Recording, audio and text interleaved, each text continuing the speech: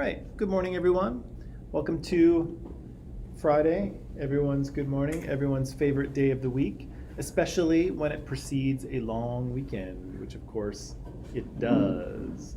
So there'll be no school on Monday, so you can all sleep in and relax and do whatever it is you want to do. Of course, we'll be back Tuesday. Before I forget, I think I would like to do our second quiz, and I think I would like to do it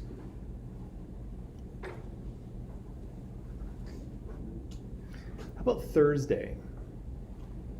Can we do it next Thursday? Is that enough notice? Yeah, so I'll put the particulars in Microsoft Teams like I did last time, but I think last time it was maybe like classes 1 to 10, and so this time we'll maybe do like classes 11 to 21 or 22.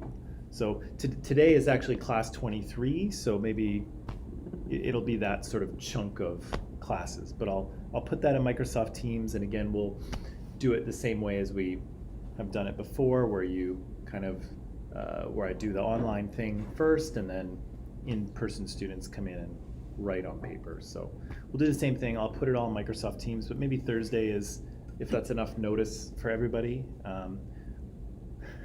Nicholas, no? Friday. You want Friday? Is Friday better? Friday better? Okay, let's do Friday. One day doesn't make much of a difference. Okay, let's do it Friday then. I'll put it in Microsoft Teams and we'll plan for that, okay? But in the meantime, Sarah is here. Good morning, Sarah. Abby is here. Good morning, Abby. Shania is here. Good morning, Shania. Ryan is here. Whoops, where is he? There he is. Good morning, Ryan. Nicole is here. Good morning, Nicole. And Simrat is here. Hello, Simrat. And Tushin Sana is here as well. Good morning. Right, let's dive in, okay? So yesterday we were talking about sexism, and we kind of made our way through this, talking about sex and gender and sexual identity and orientation, and how people kind of express their gender or their sexuality to the world. Good morning. And who people, who people are kind of sexually or romantically attracted to. And what I was trying to sort of convince you of is that, again, we've made a lot of assumptions about how these things are connected together in the past, but they're not kind of as obviously connected as you might think. And so, again, I can't speak for your societies. There's a lot of different, different cultures and different backgrounds tuned into this class. But here in the West, decades ago, it was basically assumed that we had men and women, all people were heterosexual, the end, right? That was all that was happening. But again, as Western society is kind of liberalized and we've started talking about these things, what we find is actually people are kind of a lot more diverse than that, right? In terms of their gender identity, in terms of how they feel about gender, in terms of their sexual orientation and how they express that to society, and who people are kind of sexually or romantically attracted to. And so, as it turns out, and maybe it shouldn't be surprising to hear this, but yeah, humans are actually pretty diverse, right? We're a bunch of pretty unique characters. We're not all the same, right? Really in any way. And so maybe it shouldn't surprise us that yeah, people vary in terms of their intellect and their interests and their personalities and what they like and what they don't like, and that extends to people's gender and sexuality as well. People are distinct and different and varied in that way as well, right? So again, maybe that shouldn't shock us too much.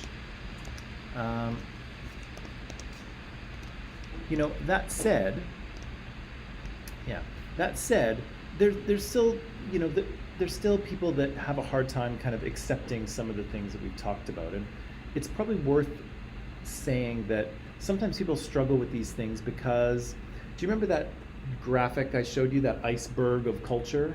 Remember that one? Yeah, it's because a lot of these things have to do with things that are kind of very deeply held in terms of culture and in terms of identity, right? your gender has a lot to do with your identity as a whole, right? Whether you're a male or female, a man, a woman, a boy, a girl, however you want to define yourself, that's an important part of who you actually are, right? And similarly, gender roles and ideas about, what men are like and what women are like, ideas about rearing children, ideas about sexuality, about what kind of behaviors are appropriate or not appropriate, what kinds of things get said about sexuality or not said about sexuality. Those are all very kind of tightly held, emotionally reactive topics. And so when people kind of encounter some new information, yeah, they have an emotional response to it because they're not kind of superficial parts of culture that people aren't strongly attached to. They're very kind of deeply held identity issues. And so when people's beliefs are kind of challenged, yeah, they struggle with those things. And it doesn't just have to do with sexuality, it has to do with any part of culture that is kind of deeply held. Before we kind of move on from this little graphic, is there anything else that you wanted to sort of ask or talk about in connection with this?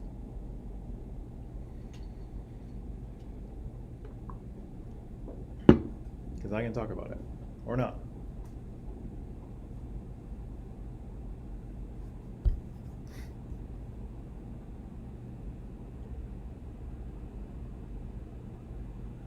No? Yes? I don't know to ask this one or not, but why do we talk about this? Why are we talking about it?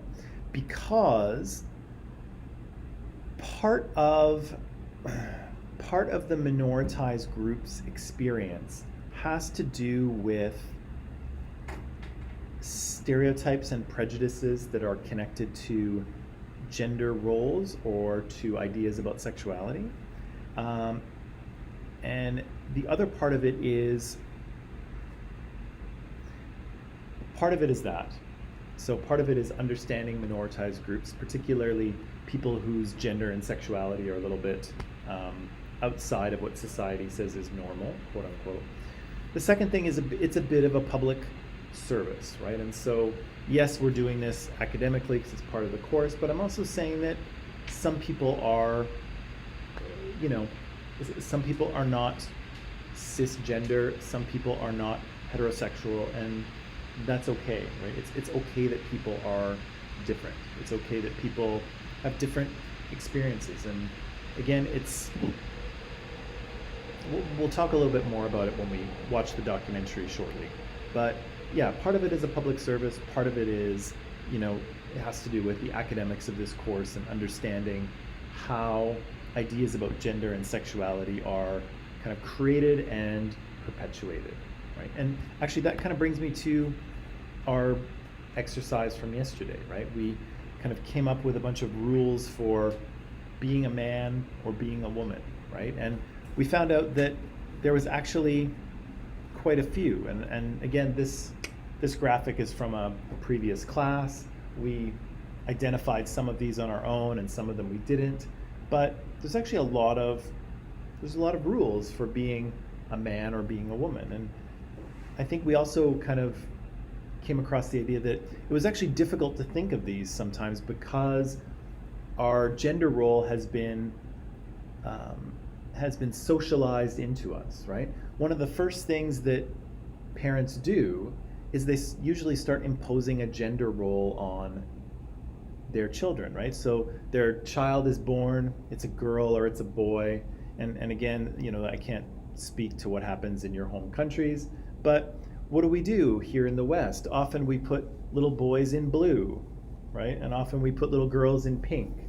And sometimes if these little baby girls have enough hair, we kind of put a tiny little bow on the top of their head, right? So this child is hours old, right? This child is not even a day old, and we are already teaching it gender. Maybe not teaching it gender, but we are imposing their gender on them, right? We are dressing them in boy clothes, right? We're dressing them in girl colors or girl clothes.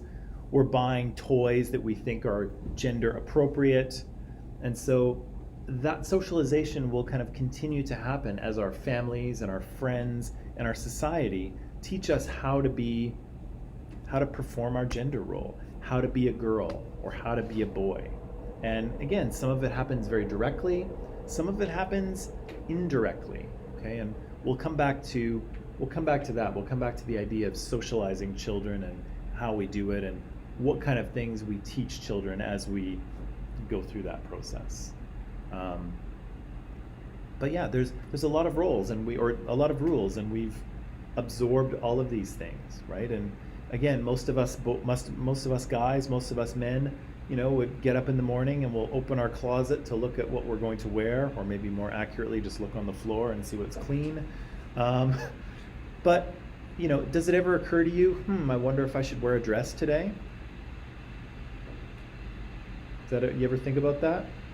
It's really hot out. Might be more comfortable to wear a dress, more airflow down there, right? Ever think about it? No, you never. That never comes into your mind, right? Because the rule is that men don't wear dresses, right? And so it never occurs to you to think about that, right? And so, that's kind of an obvious example and not very nuanced. But the idea is that we constantly follow these rules without even really thinking about it, right? They just become part of our identity, part of our lives, part of our routines, the things that we do. And so sometimes it's hard to sort of step back and say, what has my society really taught me about being a man or being a woman? And I think the more you kind of stand back and think about it, the more you will see that you've actually been taught quite a lot. And hopefully as we go through this unit, we'll uncover more of those things that we have been socialized by society. So there's all of these kind of rules and norms and behaviors and beliefs that our society gives us, and then society will enforce those gender roles, right? And so growing up, I was a little boy, surprise, I was a little boy, but I was also expected to act like one, right? And I did act like one, right? What are little boys like? Annoying. I was that. What else are little boys? I'm talking like, 6, 7, 8 years old. What are they like? Carry toys. What's that? They carry toys. They carry toys around all the time. What kind of toys? Dinosaurs, trucks, robots. Yeah, they do that kind of thing. They're really active and loud often, right? And those are the things that little boys are, but they're also the things that little boys are encouraged to be, right? And so they often act on those messages, just like Jane Elliott's blue-eyed and brown-eyed kids acted on those social messages in her class. So too do little boys everywhere. They absorb ideas about how they should behave, and then they behave that way, right? And that's part of the natural functioning of a family, right? Is that little children need to know how to behave and act. They need to absorb those messages, and so they do. They're little sponges, right? They suck up whatever's around them, and they start imitating the adults around them, right? That's why if you say a bad word around a kid, you will hear it again and again and again and again, right? Because they are little sponges and they suck things up really quickly. But anyway, so we get these messages, we absorb them, and then we kind of act them out. And society will try to make us follow them as well.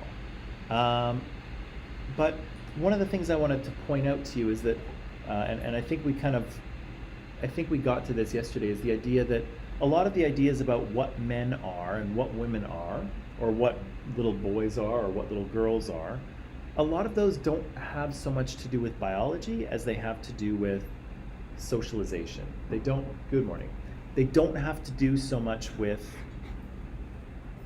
our, genetics or our sort of neurological hardwiring as they have to do with what we have been taught to do, or what we've seen other people do around us and then we imitate it, because that's what kids do. They watch what other people do and then they imitate, right? That's how they learn.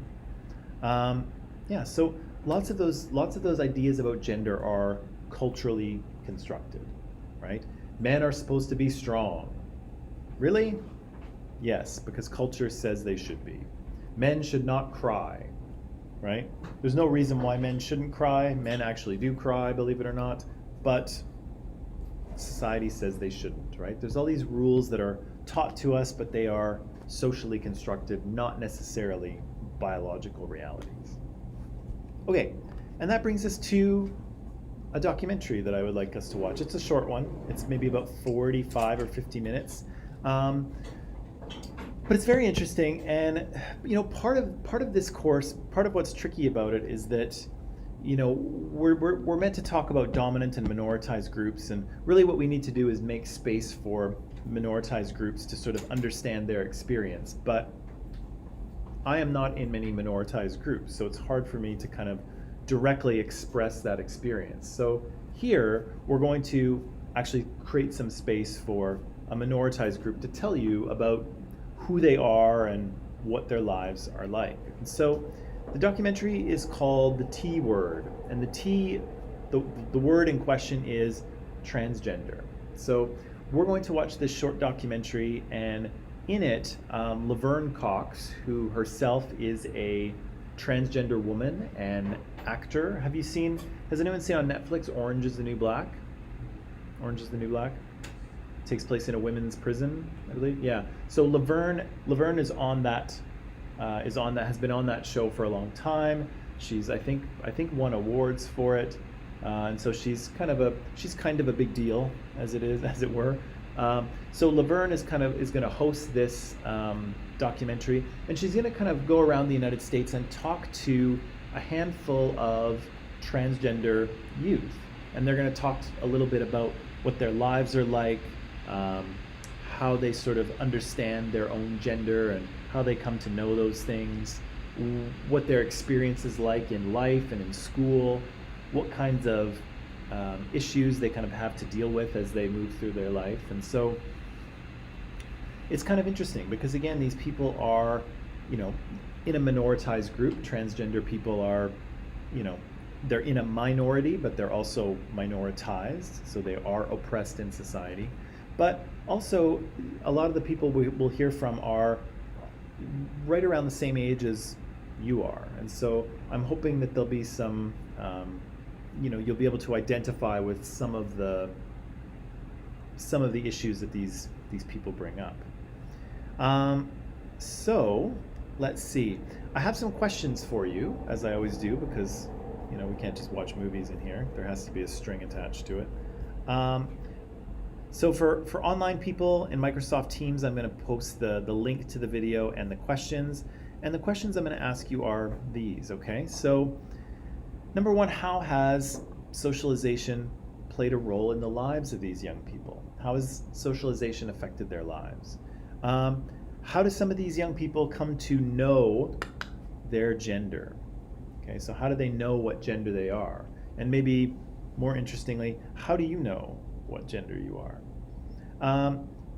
Why is language important when we speak to and when we speak about transgender people?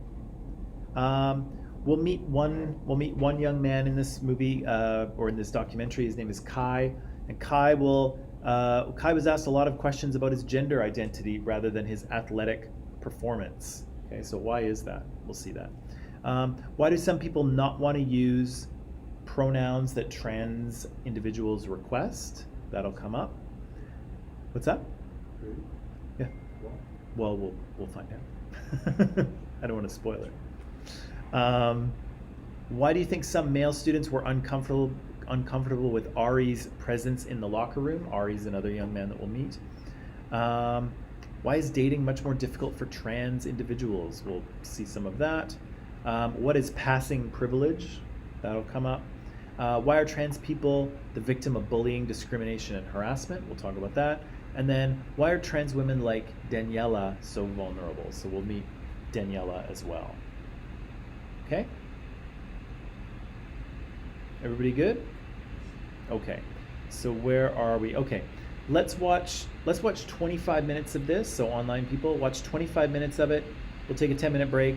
Then we'll come back and talk about some of the things that we have seen, okay? So online people, I'll set you loose. The questions and the link are in Microsoft Teams. And then 25 minutes of video, 10 minutes of break. Come back in 35 minutes. And maybe just to be professional, I will put that on the clock here. Because I have that. I have the technology to do that. Or do I? Oh yeah, there we go. Nope, it's not right. All right, see you in a bit.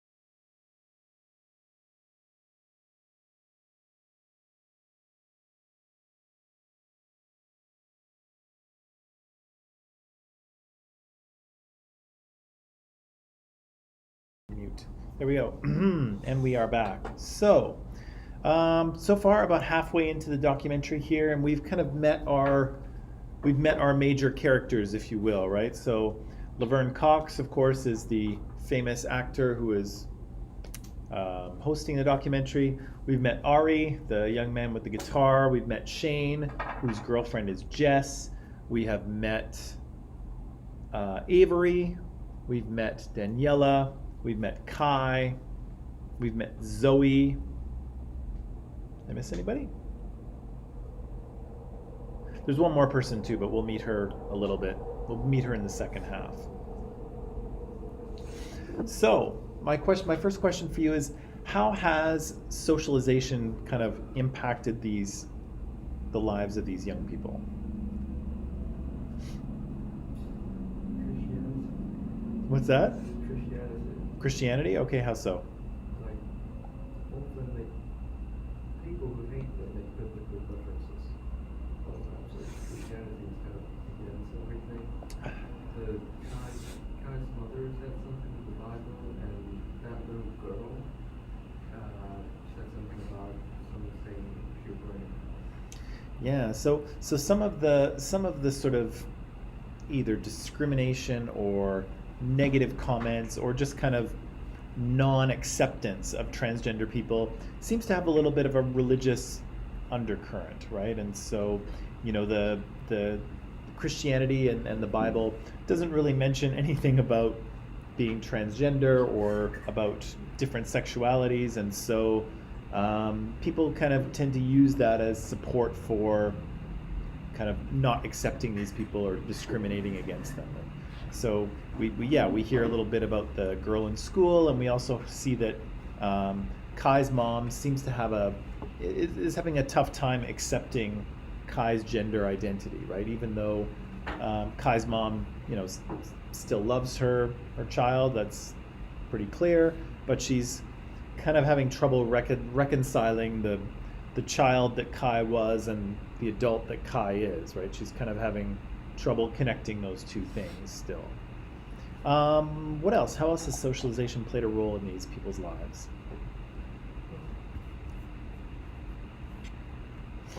Online people, you can chime in too, of course. How else?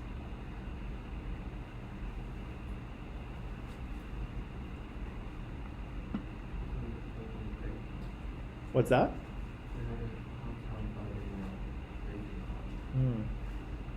Well, who isn't, right? Yeah, so some of these young people are expressing kind of maybe some struggles about dating and relationships, right? And so what kind of issues are they kind of talking about?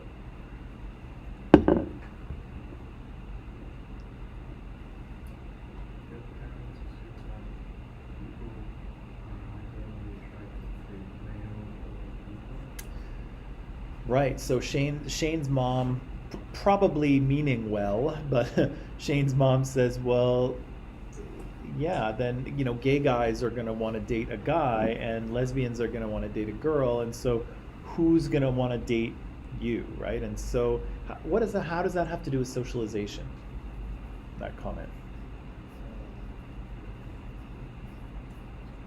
Sounds like he is the only partner that may not be able to social unlikely. Yeah, so he's kind of that comment sort of suggests that Shane is going to be the odd one out, right? That he's not going to fit into social categories, right? He doesn't fit into one box or the other, so who's going to want him, right? And again, I tried to sort of set you up for this earlier in saying that, these boxes are kind of, to some degree, they're imaginary, right? Society has constructed these boxes, and we try to put people in categories so that we can easily understand them. And Shane doesn't easily fit into the category of man or woman at the moment, and so his mom is concerned. It's like, oh, well, who's going to want to date you? But fortunately for Shane is going to discover, I should probably get rid of that, sorry. Shane has discovered that actually you know, there are not just categories of people out there. There's all kinds of different people, and he finds someone to date, right? He's got a girlfriend named Jess. What else? Other socialization things going on here. Some of them have problems with their parents, that mother said she's a piece, you can't look it out. Yeah, so some the parents are kind of varying degrees of supportive, right? So we see Ari's parents seem to be pretty supportive of him, and Zoe's mom is really supportive of her, and you know, Kai's mom is kind of trying to be supportive but struggling a little bit, right? Having trouble kind of seeing her child for who he is, right? Nicholas, they become exposed to the public. Social media, like what happened with Kai. Oh yeah, yeah. So the all of these transgender people have a bit of a coming out, right? And so they have to, you know, they start off their lives kind of living as one gender, and then they have to, you know, make a change somehow, right? They have to come out and present themselves as the gender that they are. But Kai kind of struggles because he has to do it in, you know, under the spotlight, right, with cameras and people writing about him. So that's probably really difficult, right? Let's talk about this second one here. How do some of these young people know their gender? How do they know that they are the gender that they are?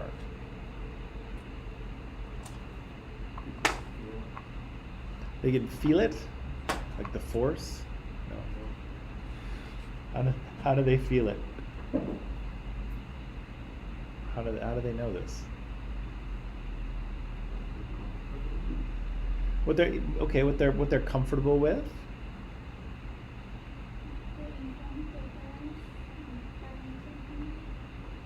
Right. So in a lot of cases, the kids seem to know almost from a very early age, right? So I think Ari, the young man with the guitar, he said, yeah, as soon as I was old enough to dress myself, I kind of knew who I was, right? I kind of knew what clothes I should be wearing, right? Which is pretty young. How old do you think he was when he could start to dress himself? 10? Like 5, yeah. Probably, right? Yeah, he's probably pretty young. He's probably 5 years old, and even at 5 years old, he's probably like this big. And Ari knows who he is, right? And Zoe too, right? Zoe kind of knew, you know, for as long as she can remember, probably from the same age, she knows that yeah, I was a girl, and people kept confusing me. You know, they kept thinking I was a guy, but they were wrong, right? So these people know in many cases quite young that in fact they are the gender that they are. How do you know? How do you know that you're the gender that you are?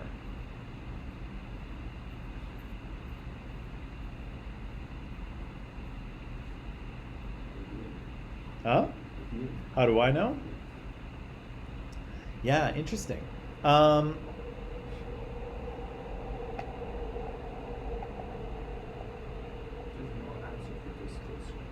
I think there's an answer for it.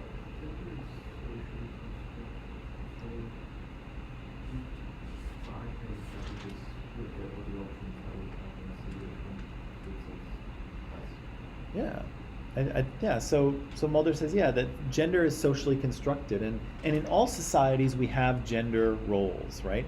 The particulars of those roles might be different from one culture to another, but all cultures have gender roles. And so that's exactly what kids do, right? They grow up, they're looking at the world around them, they're absorbing it all because they're little sponges, and they try to figure out who they are and what they should be, right? And they start to imitate people once they figure out where they fit, right? And so I think we've all kind of done that, right? We constantly look out at the world and we kind of compare ourselves to others, right? And we kind of adjust or modulate our behavior based on what other society members or family members or friends are doing, right? And so I think almost instinctively, these little children, well, all children, we've probably all done this, we just don't remember it. We've all kind of looked out at the world and said, where do I fit, right? What am I like, right? And so we kind of we gravitate towards those things and we imitate them, right? You know, I can remember as a child never really being interested in girly things, right? I didn't have to convince myself to play with boy toys. I liked them, right? And so I played with them. And so again, these children seem to know instinctively who they are, and then they kind of are sort of attracted or drawn toward things that society says that they should want to be like, right? And so again, the people who have a female gender, they are drawn toward girly things, right? And so Zoe very quickly is into pink stuff and dresses and fashion and girly things, and because those are kind of social ideas about what girls are kind of into, right? And you know, not all girls are, but we kind of, people just seem to know, right? They know who they are, and they sort of begin to kind of associate themselves with the group that feels right? Nobody convinces them one way or the other. Why is language important when talking to and about transgender individuals? What's that? Like how what you call people who are transgender. So a few people say what words are appropriate and what words are not. What's that? There's some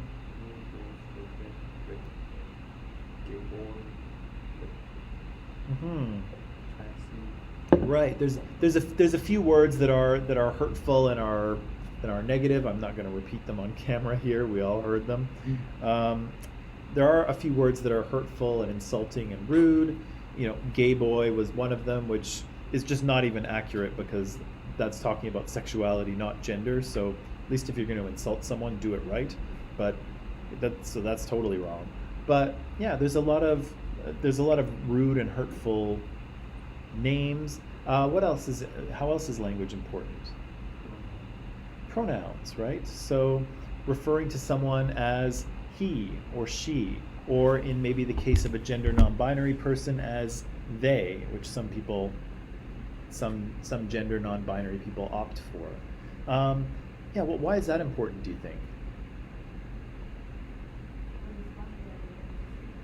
Yeah, it's part of their identity. It's part of who they are, right? Yeah, it's part of who they want to be, right? On day one of this class, you came in here, maybe day two, and I looked at my class list and I took attendance and I kind of asked you, how do you want me to call you, right? What do you want me to say? Because sometimes legal names on the list here are not what people want to be called, and so I always ask. And so, imagine if Daniel came in, first day of my class and said, yeah, my name's Daniel, that's what I want you to call me. And I said, I think you're more of a Steve. Yeah, I'm going to call you Steve.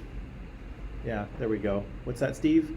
Right? And so it's kind of funny, but it's also not, right? Because what am I saying? I'm saying I don't accept you for who you are, right? You're telling me who you are, and I'm saying, nope, you're Steve.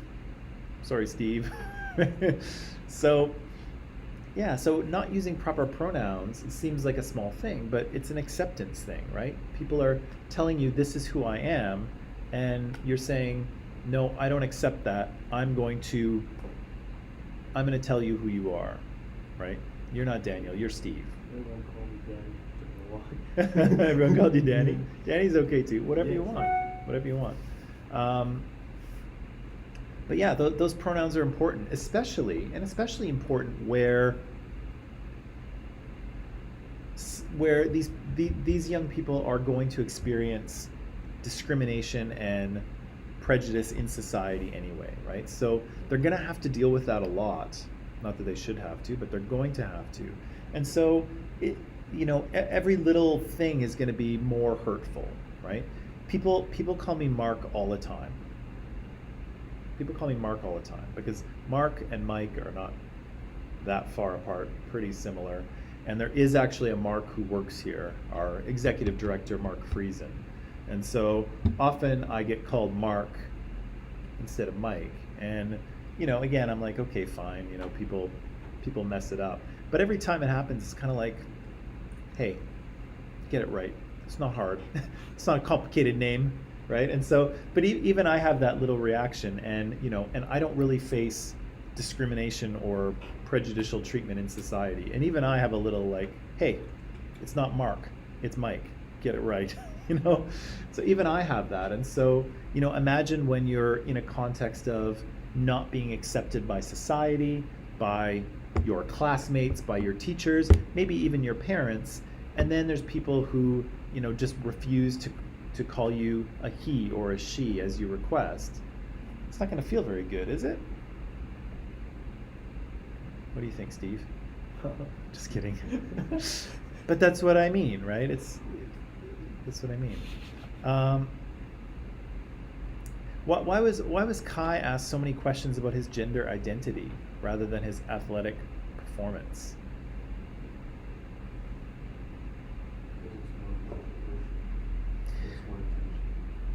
Right. So the story probably had some controversy around it, right? It was different and exciting to people, and so it got a lot of media attention. The fact that Kai was sort of coming out as a trans man and was going to transition to a male gender and probably play basketball with men, that was a big deal.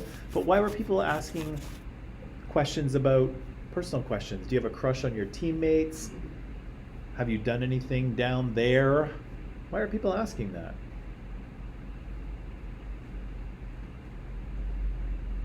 And there's a connection to Sinead Burke, who gave the TED Talk, and to Adam Pearson from... Yeah, it's kind of the public property thing, right? Suddenly, regular social norms and social rules don't apply, right? Somehow you can ask what is in Kai's pants, right? They're asking Kai about his penis. Do any other sports star, does Kobe get asked about his penis? He does not, right? And if he did, how would he respond? Well, maybe not the best example. Yeah, maybe not the best example. But you know what I'm saying, right? It's not appropriate to ask people about that in pretty much any context, right? Especially at a press conference for a sporting event. You don't ask professional athletes about their genitalia.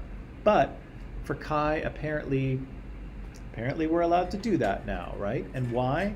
Because suddenly Kai is seen through the lens of a transgender person. And suddenly we don't have to treat Kai with the same kind of respect and social norms as we do anyone else. And again, if you asked, you know, any major sports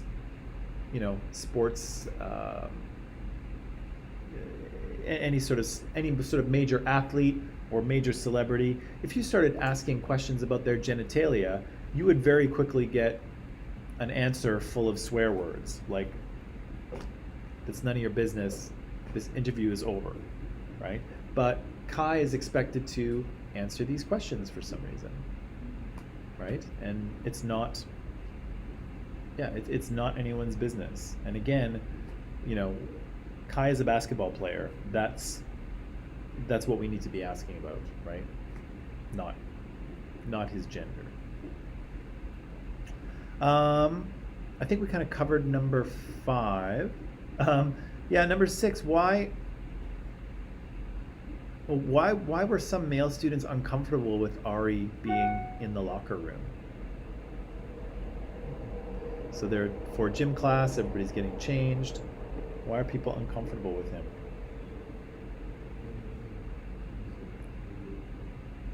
He was what?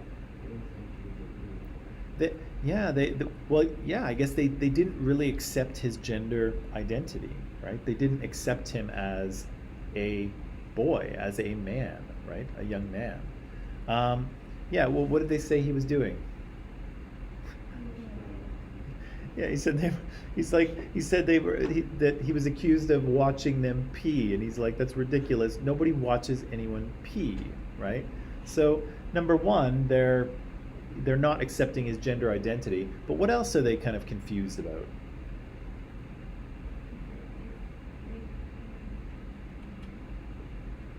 What else are these guys confused about? Yeah, the sort of penis thing. Whether there's something about that. But what else is there? If he's interested in them. Yeah, so these young men here who are, telling the principal about Ari, they're kind of confusing gender and sexuality, right? So they're looking at Ari, who's a young man and is identifying and presenting himself to society that way, and they're assuming homosexuality. But is Ari gay? Is Ari interested in guys? Doesn't seem to be. He seemed to be very interested in Rachel coming to his birthday party, right? He was very excited about the fact that she might come, and so I think he's into her. We also hear that, he's had a number of girlfriends as well, and so I don't think Ari is gay. I think Ari is a heterosexual person. He is interested in women, right? But these guys are kind of confusing the two, right? And so regardless of what genitalia are in Ari's pants, Ari's getting changed for gym class and he's not looking at the other guys, right? But even if he was, he'd still be in there anyway, right? Because how do we separate change rooms by gender, but we assume that we're doing it by sexuality, right? Because that's really what we're worried about, are we not? Yeah, we don't want people checking other people out in the locker room. But it's very interesting that we separate out by gender, but really what we're talking about is sexuality, right? Whereas gay guys and lesbian women go into their own gender's locker rooms all the time, right? And so, again, there's this confusion between gender and sexuality with Ari, but also, even if he was gay, he would be in there. So, yeah, there's some confusing things happening here, and unfortunately he had to deal with that.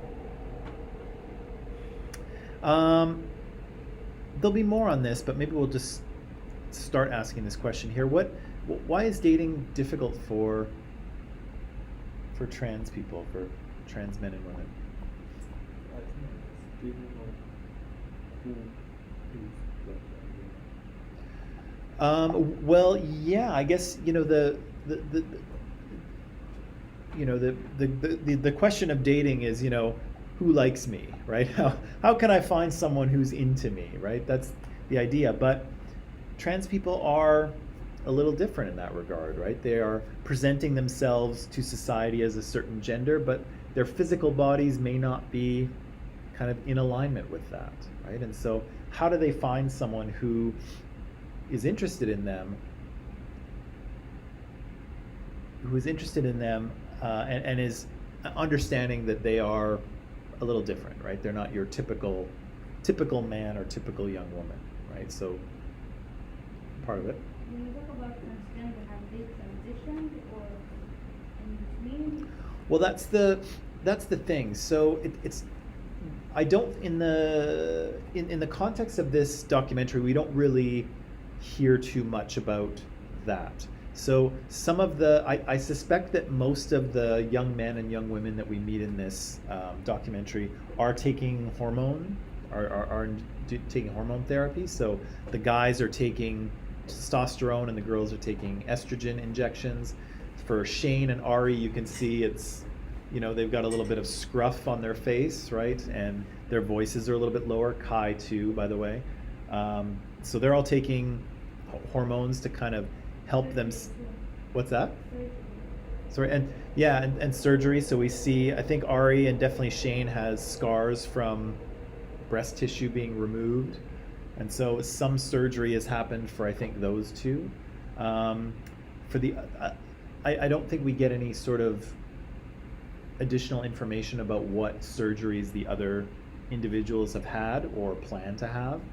Not that that's really any of our business, but so you know, I think they've definitely transitioned to the point where they're living their lives as the gender that they feel inside, and they've kind of attempted to do things to sort of project that gender to society, right? And there's some surgeries that have happened. I think there's hormone therapies that are happening as well, and obviously like clothing and hair and makeup and, you know, gender appropriate clothing is also happening. But you know how far that surgery has gone, I don't think anyone mentions it, and yeah, I don't think we know at this point. Not that it's our business, of course.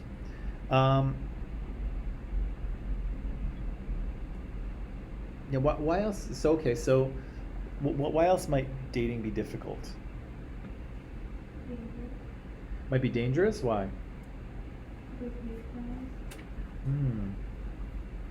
Yeah. So okay, give me a little bit more. People feel more dangerous, so they attack you like physically or verbally if you.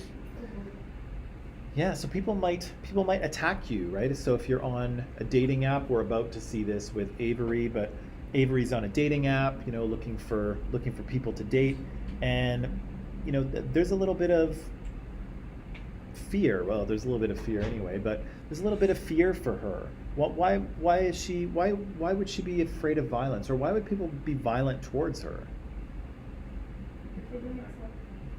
They don't accept her? Okay. Well, why wouldn't they just say, "Oh, sorry, I'm not into that. See ya."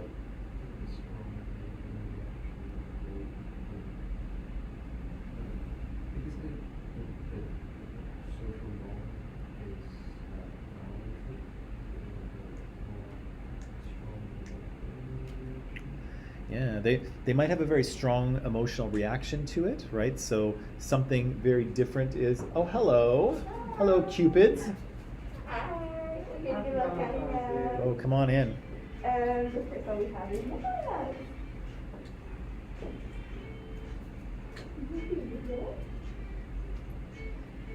and no one's only one candy in this class, but everyone else gets candy, so. No one else gets candy? Like, you all get Everyone candy. else Oh, we all get candy? Yeah. Oh, that's good. Yeah. Thank you. Thanks, bro. None for Gretchen Wieners? Yo, Mr. Thank you. She gets all the candy, She get- obviously. I'm gonna eat mine right now. Mmm.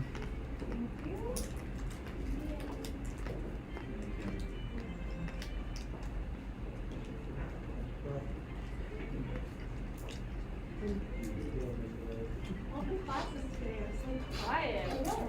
There's like no commotion. Well, I mean, in a pandemic, so. Yeah. Okay. Doesn't mean class can't be exciting, right? Oh, it's exciting. Well, see you at the Valentine's Day party. Yes. See you. Cool. Oh, it's exciting. Just because she runs around giving chocolates out to everyone. Hard to compete with that. Okay, so Can I ask a question? yes. Do you guys have a special surgery for those surgery? Is there what? There's a special surgery doctor for those.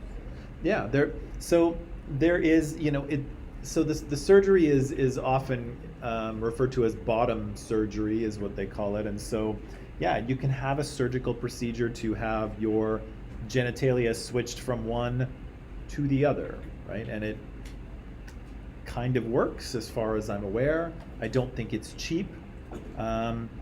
Here in Canada, we have basically free healthcare, but not that. That's not covered. So if you were a transgender person and you wanted to have that done, you have to pay for it out of pocket, and as you might imagine, it is not cheap.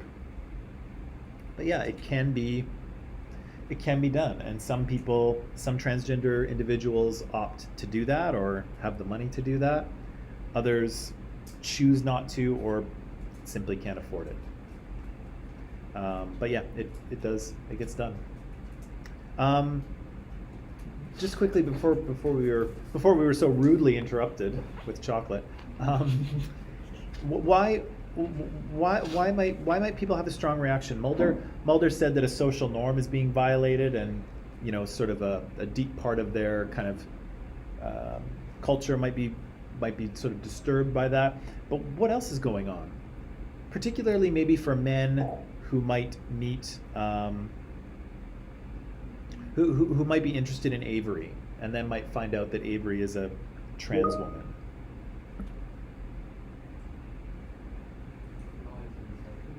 Hmm? Okay, they might feel that they've been lied to, and so yeah, Avery is, well, and I guess, have they though? Because I mean, Avery is a woman. She feels she is a woman. She presents herself as a woman to society, and she's on a dating app as a woman.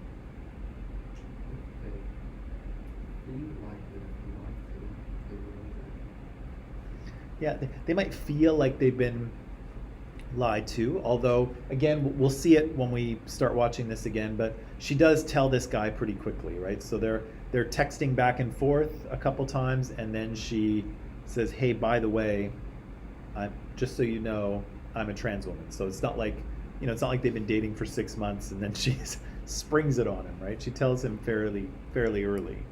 But why might people have a violent reaction to that? I think if you pass as a woman, you wouldn't get that. So it's like men would teach you like, oh, you're a man, I can teach you. Yeah, Right? maybe. But I mean, people go on a date or two all the time and then find out that actually maybe we're not compatible, but nobody gets beaten up. But why does she have to worry about that?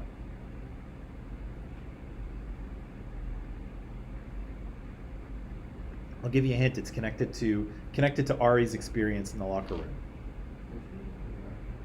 Yes. What's that? New York City. Yeah. I think so.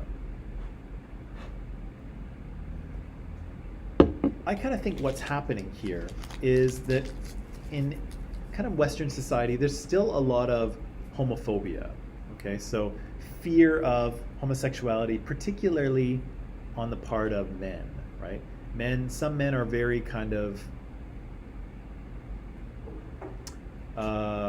uneasy about sexuality of other men and also of their own. And so imagine this, okay? So regular heterosexual guy, he's on a dating app like Tinder or Bumble or whatever, on the dating app, and he comes across Avery, right? Thinks Avery is cute, swipes right, they start talking. He's like, yeah, I'm kind of digging this girl. I think she's kind of cool. I'm looking at her pictures and she looks really cute. Really like to meet her. This is great. And then he finds out that she's a trans woman. What's that guy now thinking about himself? Yeah, right? Am I gay? Right? I'm into this person who's, I don't think this, but a man might think this. I'm into this girl who's really a guy, which personally I would say, no, she's a girl, but just follow me through this, right? And so then that guy starts questioning his sexuality, right? Oh my gosh, if I found her attractive and she's a guy, does that mean I'm into guys? Oh my gosh, blah, blah, blah, blah, blah. And people get freaked out. And again, a lot of people don't think like this, but a lot of people do, unfortunately. And so it is threatening to people's sexuality, and sometimes they have a very strong, emotional, negative reaction, right? And so really the appropriate response, if you're not into that sort of thing, is just to say, I don't think that's right for me.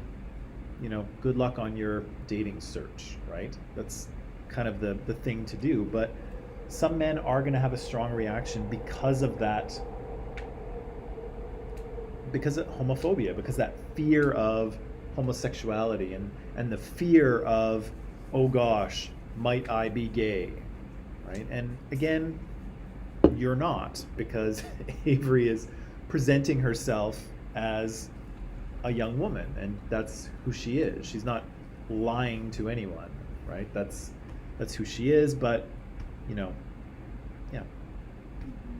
What are you thinking about? Nothing in particular. What do you? Flashbacks. Flashbacks? Okay. Do you want to share or not so much? Not so much. So sorry for disrupting you. It's okay. But we forgot one person. Yeah, me. Oh no, not me. Sadly, no. Maybe Oh, next time. maybe next year. Aw, heartbreak. Okay. Happy Valentine's Day. Thank you, Cupids.